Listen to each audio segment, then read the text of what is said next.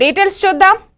విజయనగరం జిల్లా రాజాం నియోజకవర్గంలోని MLA Kondru Muralimohan party కార్యాలయంలో ప్రజా దర్బార్ కార్యక్రమం నిర్వహించి ప్రజల నుంచి వినతులు స్వీకరించారు. 50కి పైగా వచ్చిన వినతులలో ఎక్కువగా రోడ్లు, కాలువలు, వీధి లైట్లు, రెవెన్యూ సమస్యలపై వినతులు వచ్చాయన్నారు. అనంతరం కార్యకర్తే అధినేత కార్యక్రమం నిర్వహించి కార్యకర్తల సమస్యలు తెలుసుకుని కార్యకర్తలకు అండగా ఉంటానని భరోసానిచ్చారు.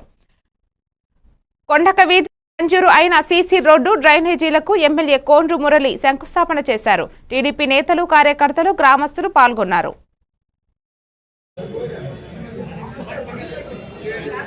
పోలవరం నీరు కలపాలని నిర్ణయించుకోవడం జరిగింది. మరి అదేవిధంగా ఈరోజు చూసుకుంటే అన్ని విధాల ఇదే కాదు, మరి మన పోలవరం బంక్చర్లని 80,000 కోట్ల రూపాయలతో రాయలసీమ సస్యం చేయాలని ఒక నిర్ణయం తీసుకోవడం జరిగింది. ఈరోజు చూసుకుంటే తెలంగాణలో ఉన్న నాయకులు ఇబ్బంది పడుతున్నారు. మనం ఏమంటాం, సముద్రంలో కలుస్తున్న నీరు మళ్ళీ మనం రాయలసీమకి ఇవ్వాలి, 70,000 కోట్ల రూపాయలు కేంద్ర ప్రభుత్వమే మనకి ఇవ్వాలి అని కేంద్ర ప్రభుత్వాన్ని రిక్వెస్ట్ చేసాం, మోడీ గారికి రిక్వెస్ట్ చేసాం. అది కూడా త్వరలో వస్తుందని నమ్ముతున్నాం. ఎందుకంటే దాని ద్వారా దగ్గర 80 లక్షల మందికి మంచినీరు తాగడానికి మంచినీరు కానీ 35 లక్షల ఎకరాలకి మరి సాగునీరు అన్ని విధాలా రావడం జరుగుతుంది.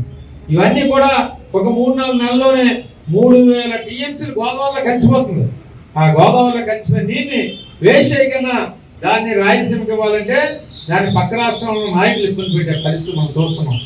ఈరోజు అదేవిధంగా మనం క్వాంటమ్ టెక్నాలజీ అని మన నాయకుడు ప్రపంచంలోనే ఫస్ట్ టైం అమరావతిలో పెట్టి మరి ప్రపంచానికి ఒక దిక్చి చూపిస్తున్న నాయకుడు.